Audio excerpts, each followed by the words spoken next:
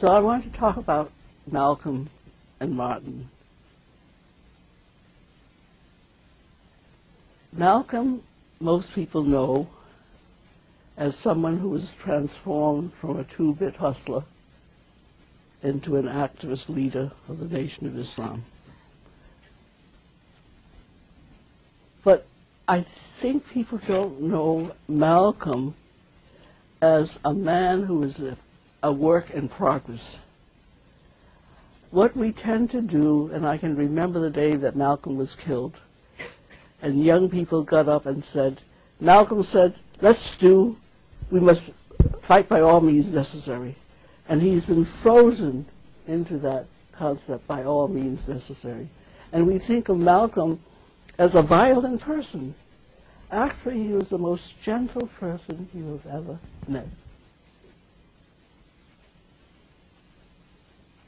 He was someone who was asking you constantly to look in the mirror.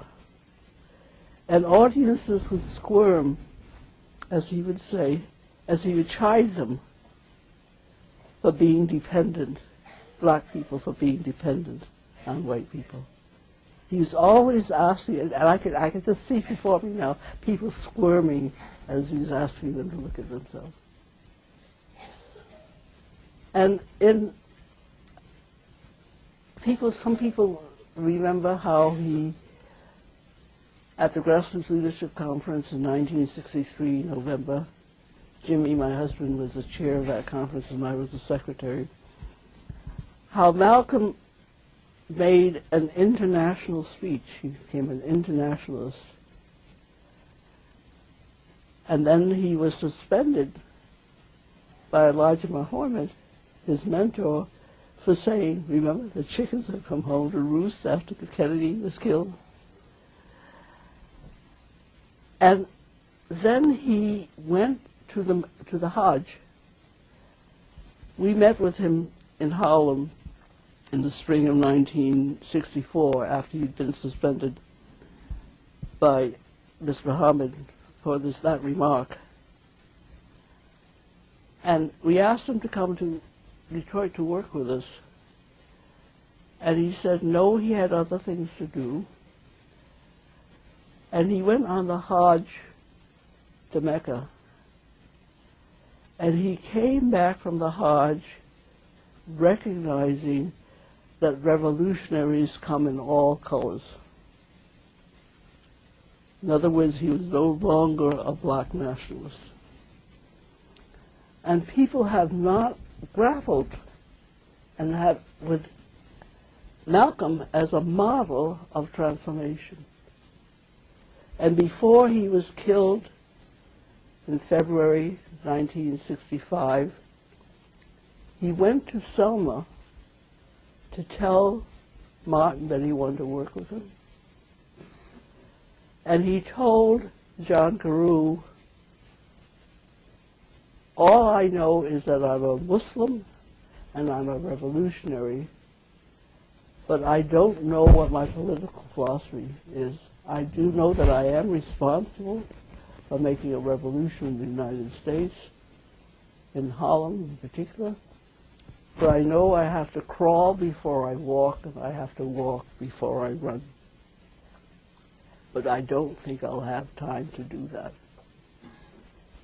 And every time I think of that, I think what Malcolm did not have time to do, we have to do. That's the way that we honor people in the past. We say, we take up the responsibility for what they did not have time to do. And then there's Martin. I did not, like many black power people in the 60s, I thought Martin was sort of naive to talk about nonviolence. But as I saw the violence increase in our cities, I wondered, would it have been possible to combine Malcolm's militancy with King's nonviolence?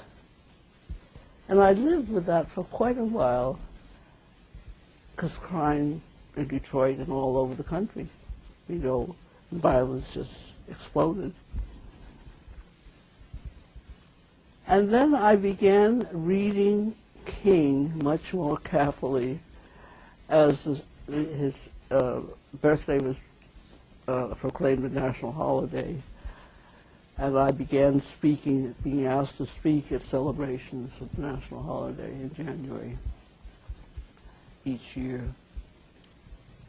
And I learned this, that in 1965, a few days after King celebrated the passage of the Voting Rights Act as a result of Selma, with Johnson in the White House, LBJ, the explosion in Watts burst out. And King flew to California,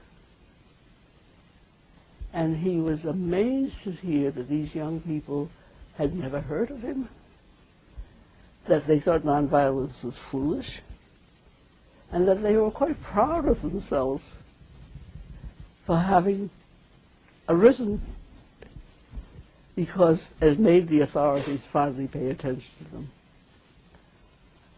And he began thinking, what do I do about that? And the next year he moved to Chicago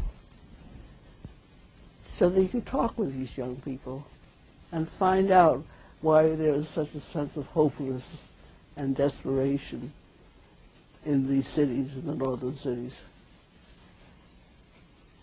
And as a result of that and the Vietnam War, he decided to make the speech, the famous speech, the anti-Vietnam War speech, Time to Break the Silence at Riverside Church on April 4th, 1967, in which he called for a radical revolution of values, not only against racism, but against materialism and militarism. And people have ignored that. They have stuck to the 1963 March on Washington, which was all about very wonderful things, black and white children walking down the street together hand in hand. But without that sense of urgency that he felt in the middle of the Vietnam War and in the middle of the urban rebellions. And he also didn't have time. He also didn't have time to turn that into something programmatic. But before he died, in some of his last lectures, he said, what our young people in our dying cities need, and his phrase, in our dying city, is Martin's. What our kids in our dying cities need are direct action programs which enable them to transform themselves and their institutions at the same time. He also said that our nation is undergoing a spiritual death. That when we put material things and technological advancement ahead of ourselves and our souls, that we have guided missiles but misguided souls. So I'm asking you now to think of King in terms of a phrase that I've been using a great deal the last few years. These are the times to grow our souls. And by soul, I don't mean a substance. I don't mean a noun. I mean a verb, or a way to act and be.